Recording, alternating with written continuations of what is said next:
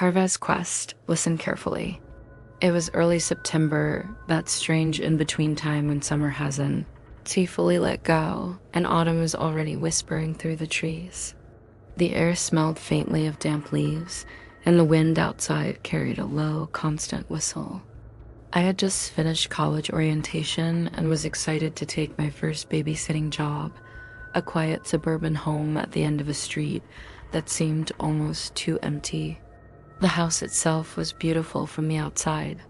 2 stories of red brick, tall, narrow windows, and ivy crawling up one side. But the second I stepped onto the porch, I noticed how silent everything felt. No cars, no crickets, no distant barking, nothing.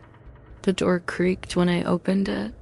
Inside, it smelled faintly of disinfectant and something sweet, like baby powder mixed with something old and stale. The parents, in a hurry, went over the instructions again. Don't let him out of the crib. Don't leave the lights on too long. And the baby monitor sometimes picks up interference at night, don't worry.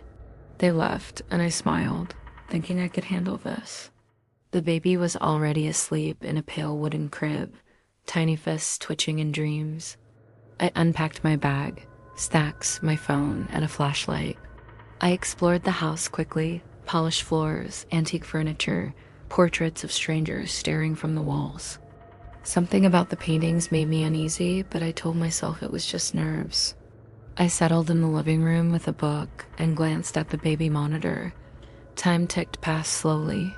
At 11:47 p.m., everything was normal.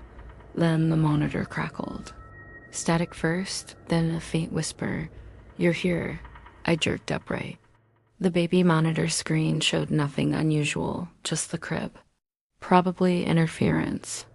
The wind outside rattled the windows. I shook my head and went back to the couch. 5 minutes later, it happened again. This time, the shadow appeared on the monitor. A tall figure standing just inside the nursery doorway. I froze, heart pounding. My flashlight trembled in my hand. I slowly approached the door. Nothing, just the baby sleeping peacefully. I laughed nervously. Okay, just my imagination. I turned to go back to the couch. Then I noticed something in the mirror hanging in the hallway. My reflection wasn't moving exactly like me. My shoulders were tilted, my hair messy in ways it wasn't. My eyes were darker, and the reflection smiled.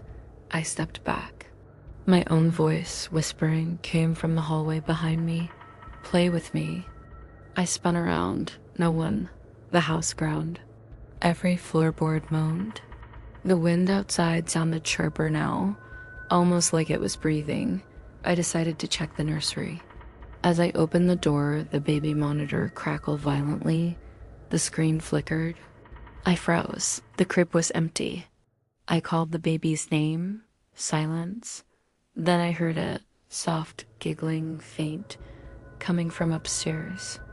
The sound seemed to echo and warp, bouncing off the walls. My feet moved before my mind could stop them. I climbed the stairs, flashlight shaking. Each step creaked as if protesting my presence. At the top, the hallway stretched impossibly long. The door to the nursery was open again, and inside, there were 2 babies. One in the crib, the same as before, sleeping peacefully, and another held in my arms, but I wasn't holding it. I stepped closer. The baby in my arms had my face. Pale, distorted, grinning, I backed away. The reflection in the hallway mirror stretched, elongated, and now there were 2 of me. One in the mirror, one in the nursery. Both smiling, both holding that thing that wasn't the real baby. I tried to run. Every door I reached led back to the nursery. Chairs were overturned, toys scattered, shadows twisting unnaturally. I could hear whispering now all around me, repeating my own voice. Present, present, present.